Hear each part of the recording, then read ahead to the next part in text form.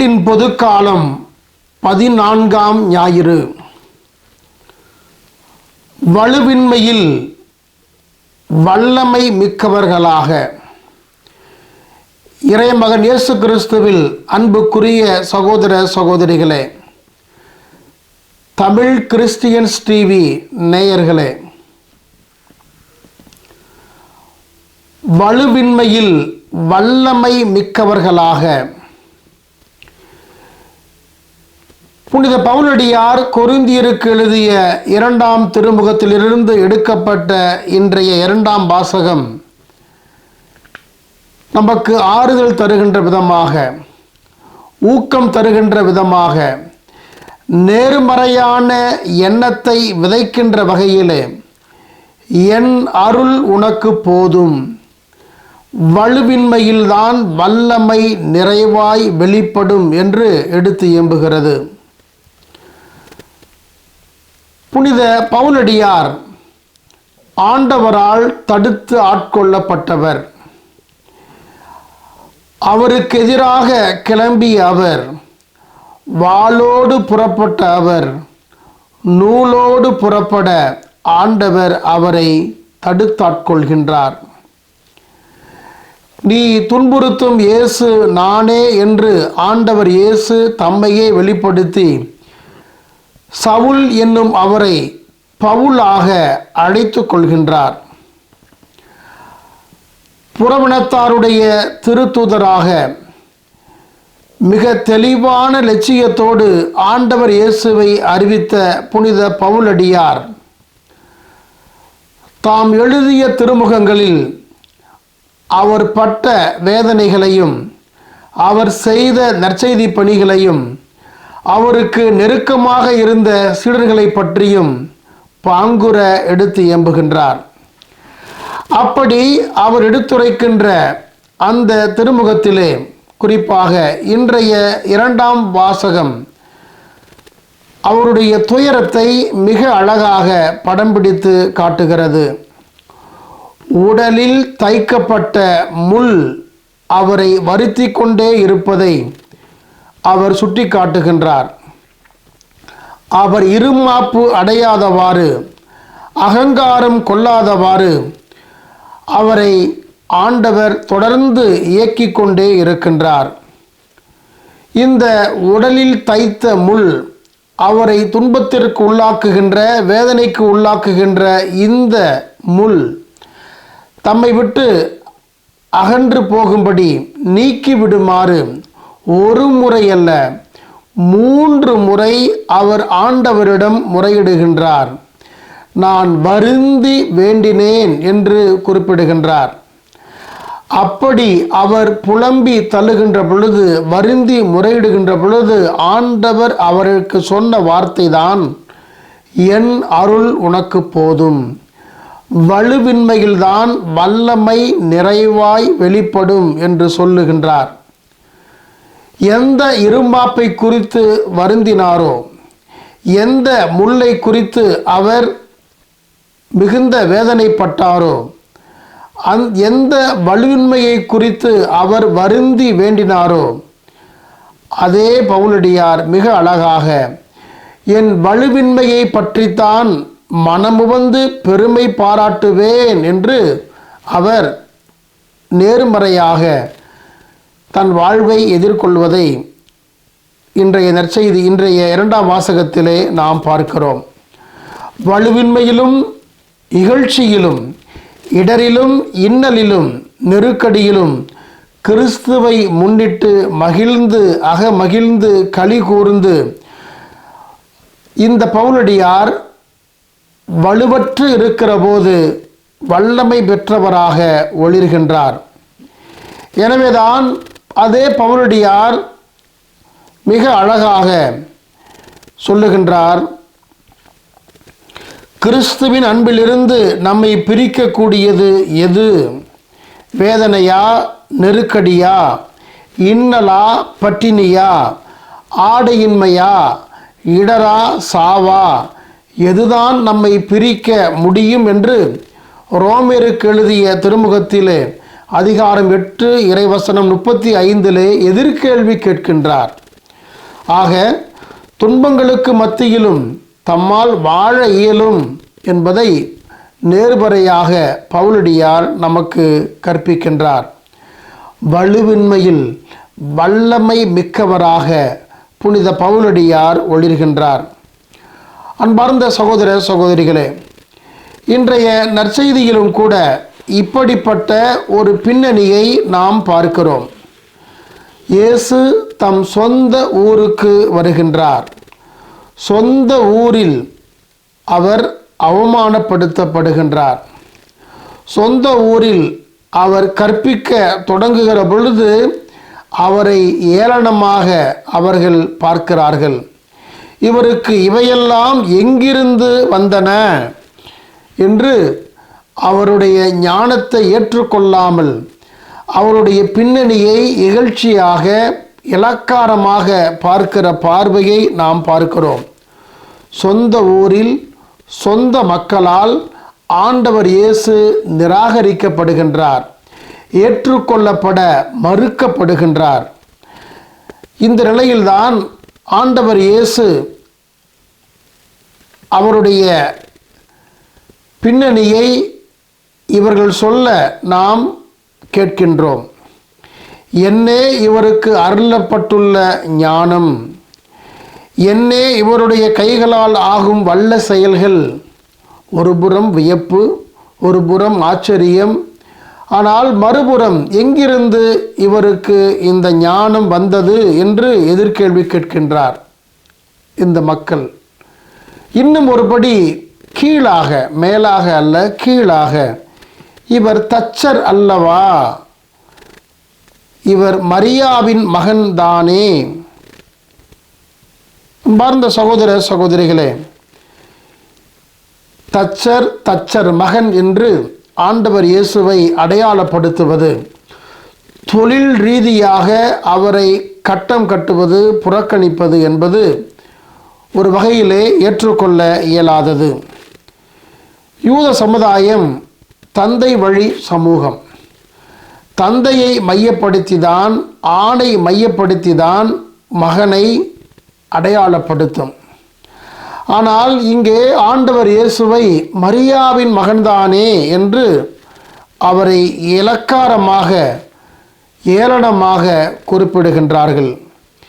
இங்கே நாம் காணக்கூடிய, புரிந்து கொள்ளக்கூடிய பின்னணி என்னவென்றால், இயேசுவை ஏற்றுக்கொள்ள மறுக்கின்றார்கள். ஆகையால்தான் யாக்கோபு, யோசே, யூதா, சீமோன் ஆகியோர் இவருடைய சகோதரர் அல்லவா. யூத சமுதாயத்திலே நம்முடைய சமுதாயத்தை போல, தமிழ் சமூகத்தை போல சித்தப்பா பெரியப்பா பிள்ளைகளையும் கூட அவர்கள் அண்ணன் தம்பிகளாக, பங்காளிகளாக அடையாளப்படுத்துவார்கள். இது அன்னை மரியாளுக்கு பிறந்த பிள்ளைகள் அல்ல, மாறாக அவருடைய நெருங்கிய பங்காளிகள். அவர்களை அடையாளப்படுத்தி கூட அவரை அவ்வளவு ஏளனமாக நிராகரிக்கிறார்கள். ஆகையால்தான் அன்பார்ந்த சகோதர சகோதரிகளே, ஆண்டவர் இயேசுவை தந்தையை கொண்டு அடையாளப்படுத்தாமல் தாயை கொண்டு அடையாளப்படுத்துவதும் ஒரு வகையிலே அவரை இலக்காரமாக ஏளனமாக நடத்துவதுதான். எவ்வளவு அவமானத்தை ஆண்டவர் இயேசு தாங்குகின்றார். சொந்த ஊரில் சொந்த மக்களாலேயே ஆண்டவர் இயேசு நிராகரிக்கப்படுகின்றார், ஏற்றுக்கொள்ளப்படவில்லை. விளக்கப்பட்ட கல்லாக, மூளைக்கல்லாக, நிராகரிக்கப்பட்ட மரமாக, நிலை கதவாக, புதைக்கப்பட்ட மரமாக, வைரமாக ஆண்டவர் இயேசு இங்கே இருப்பதை நம்மால் புரிந்து கொள்ள முடிகிறது. அங்கே நற்செய்தியிலே அவர், மார்க்கு நற்செய்தியாளர் குறிப்பிடுகின்ற வார்த்தை, அவர்களது நம்பிக்கையின்மையை கண்டு அவர் வியப்புற்றார். குணமாக்கியதை தவிர வேறு வல்ல செயல் எதையும் அவரால் செய்ய இயலவில்லை. அன்பார்ந்த சகோதர சகோதரிகளே, வலுவின்மையில் வல்லமை மிக்கவர்களாக நாம் இருக்க அழைக்கப்படுகின்றோம். நம்முடைய வாழ்விலும் கூட நாம் பல வகைகளில் நிராகரிக்கப்படுகின்றோம், உதாசீனப்படுத்தப்படுகின்றோம், ஏற்றுக்கொள்ளப்பட மறுக்கப்படுகின்றோம். நம்மை ஏளனமாக பலர் பார்ப்பதை நாம் அனுபவித்திருக்கின்றோம்.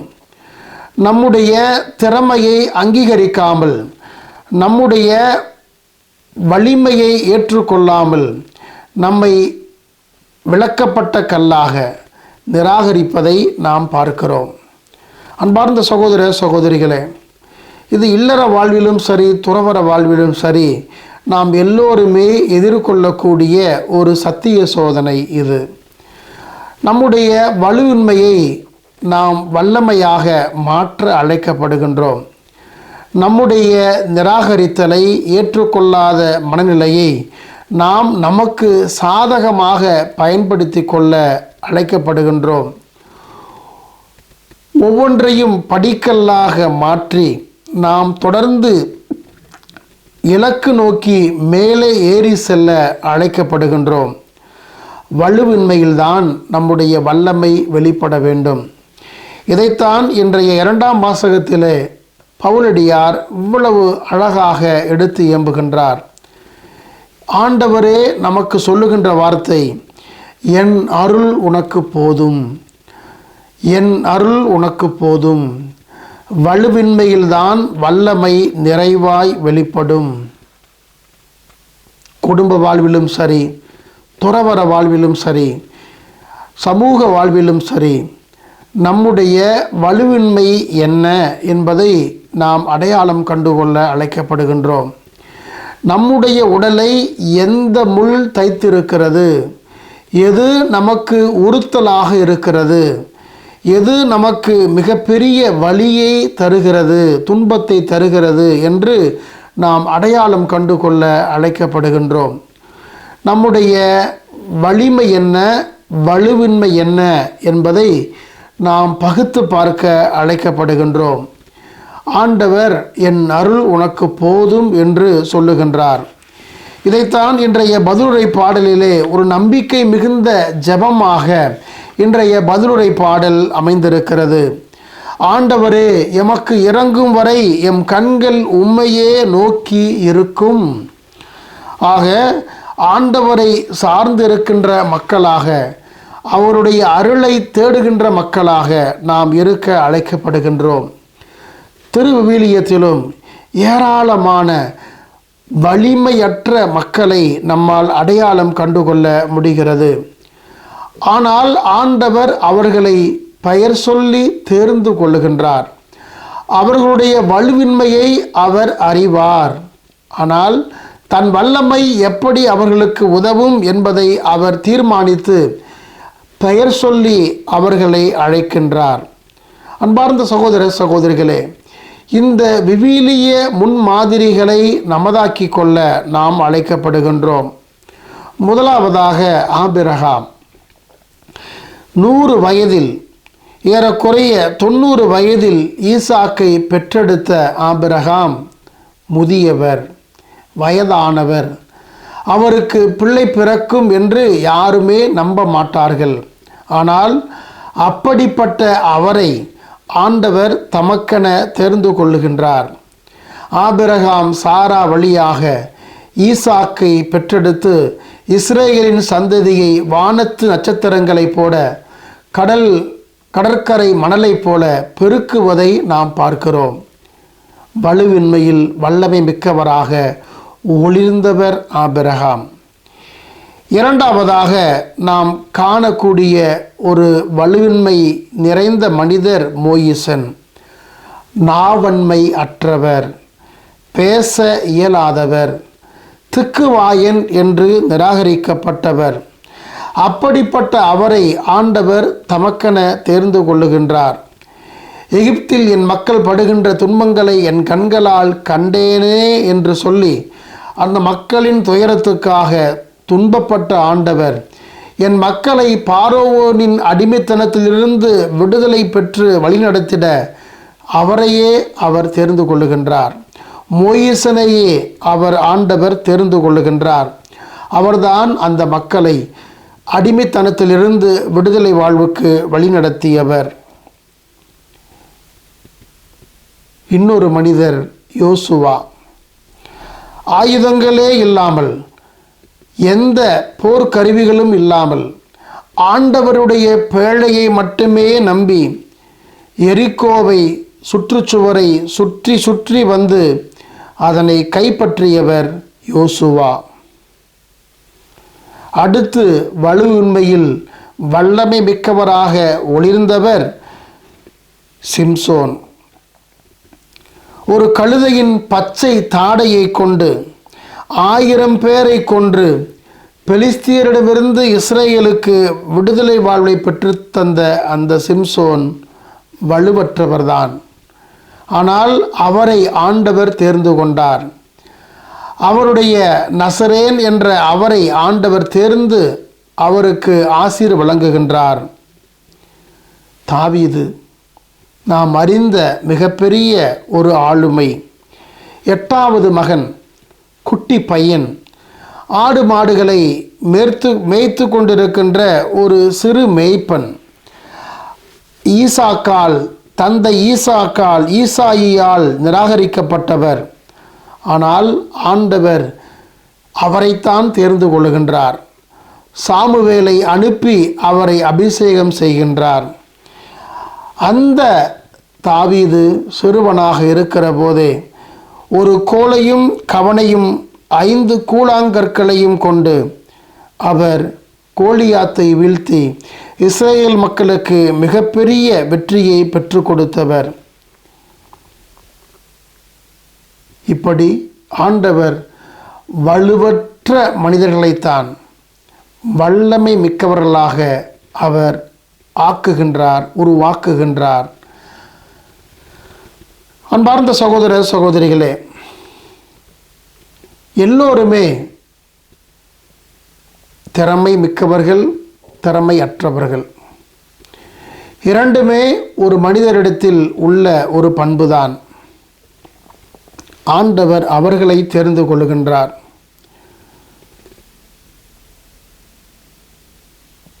அன்னை மரியாள் ஆண்டவரால் தேர்ந்து கொள்ளப்பட்ட மிகப்பெரிய ஆளுமை. இதோ உமது அடிமை உமது வார்த்தையின் படியே ஆகட்டும் என்று சொல்லி தம்மையே தாரை வார்த்தவர். நான் கணவனை அறியேனே என்று ஐயத்தை வெளிப்படுத்தியவர். ஆனால் அப்படிப்பட்ட அன்னை மரியாளை ஆண்டவர் தமக்கென தேர்ந்து கொள்ளுகின்றார். அவர் வழியாக மீட்பு இந்த உலகில் பிறக்க ஆண்டவர் அவரை தடுத்தாட்கொள்ளுகின்றார், தேர்ந்து கொள்ளுகின்றார். மிக சாதாரண ஒரு ஆளுமைதான் நீதிமானாகிய யோசேப்பு சூசையப்பர். அவரையும் ஆண்டவர் தமக்கென தேர்ந்து கொள்ளுகின்றார். அன்பார்ந்த சகோதர சகோதரிகளே, விவிலியத்தினுடைய ஒவ்வொரு கதாபாத்திரமும் வலுவின்மையில் வல்லமை மிக்கதாக ஒளிர்ந்தது என்பதை நம்மால் புரிந்து கொள்ள முடிகிறது.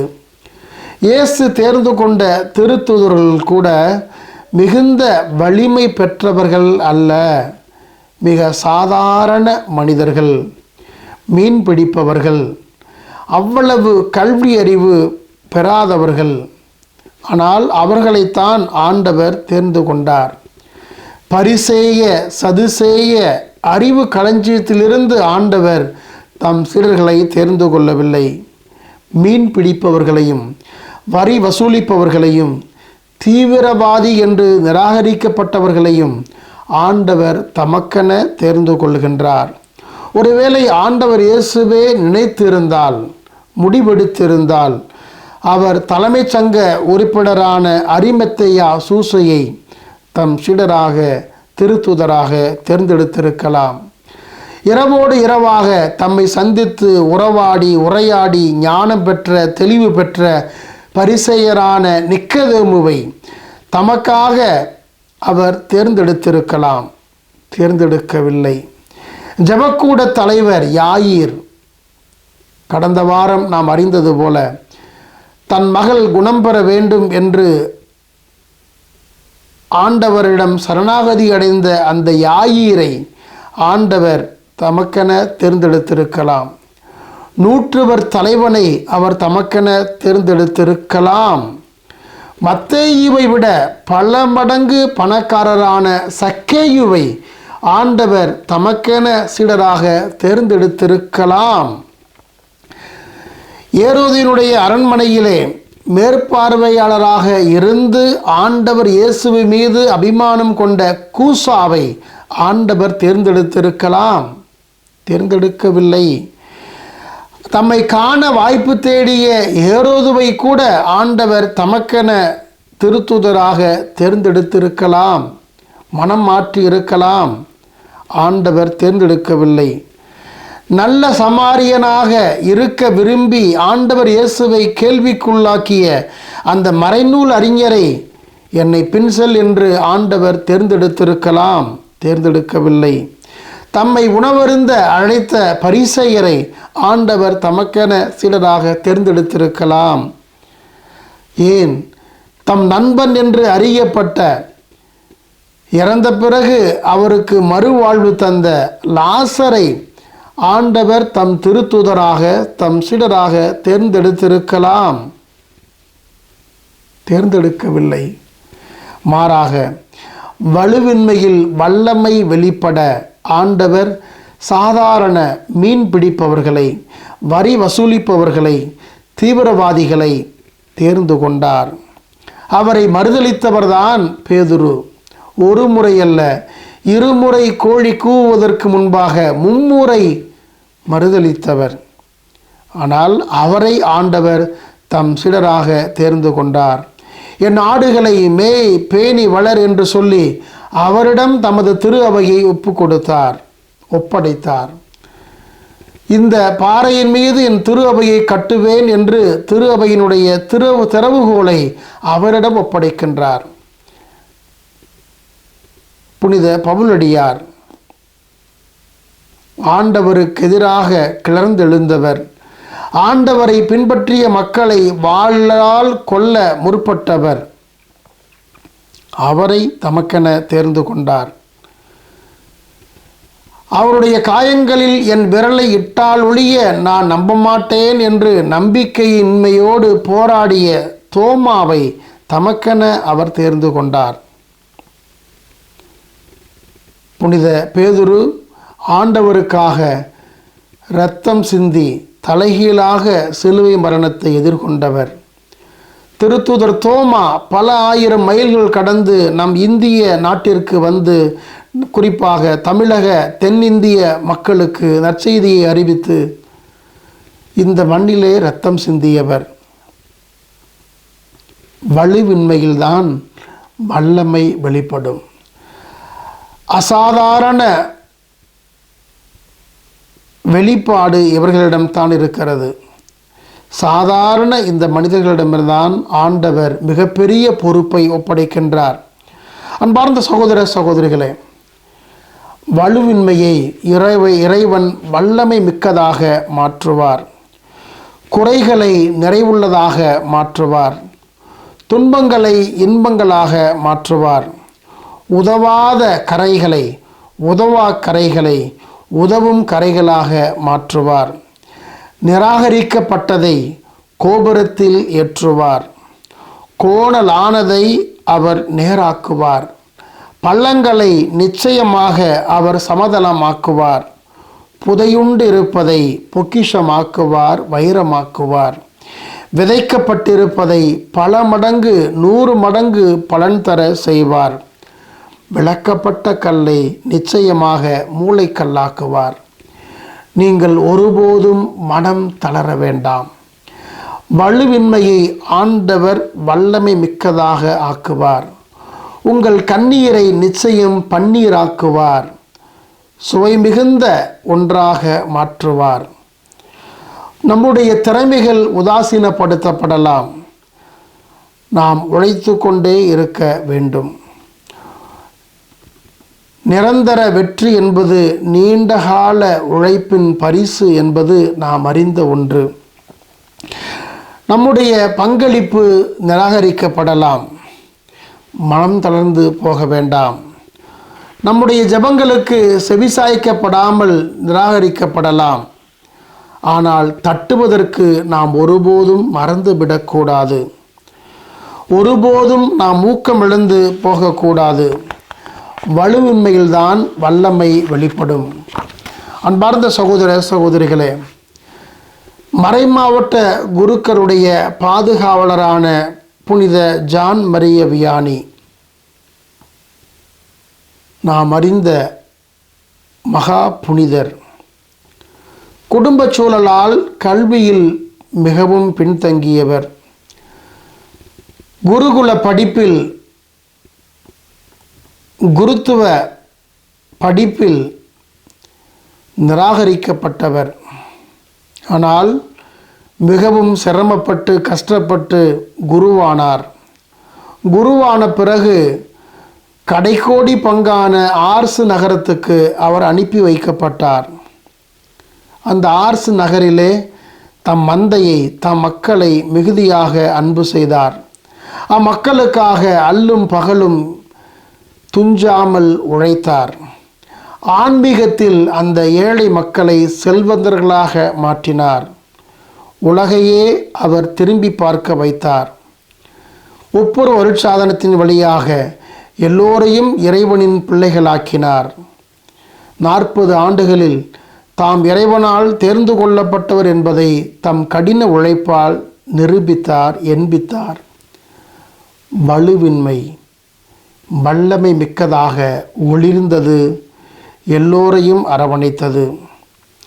அன்பார்ந்த சகோதர சகோதரிகளே, நமது வாழ்க்கை சமதளத்தில் நடக்கின்ற பயணமாகவே இருக்க வேண்டும் என்று நாம் விரும்புகின்றோம். இந்த வழிப்பயணத்தில் ஒரு சின்ன தடைக்கல், சின்ன கல் தென்பட்டாலும் அதை நாம் பெரிய மலையாக பார்க்கிறோம். ஐயோ இப்படியா என்று நாம் நொந்து பின்வாங்கி விடுகின்றோம். ஆனால் எந்த ஒரு துன்பமும் நம்மை பக்குவப்படுத்தி கொண்டே இருக்கும். எந்த ஒரு துயரும் நம்மை மெருகேற்றி கொண்டே இருக்கும். இதை நாம் அறிந்து கொள்ள அழைக்கப்படுகின்றோம். ஆக இந்த உலகிலே நாம் ஒளிர வேண்டும் என்று சொன்னால் நமது வைரம் பட்டை தீட்டப்பட வேண்டும். வலுவின்மையில்தான் வல்லமை மிக்கவர்களாக நம்மால் ஒளிர முடியும். ஆக அன்பார்ந்த சகோதர சகோதரிகளே, இன்றைய இறை வார்த்தை நமக்குள்ளே இந்த புதிய வெளிச்சத்தை பாய்ச்சட்டும். நம் விளக்கு எழுந்து ஒளி வீசட்டும். நமக்கும் எல்லோருக்கும் வழிகாட்டட்டும். இந்த விளக்கின் வெளிச்சம், இந்த இறை வார்த்தையின் வெளிச்சம் எல்லோருக்குள்ளும் ஒளிரட்டும்.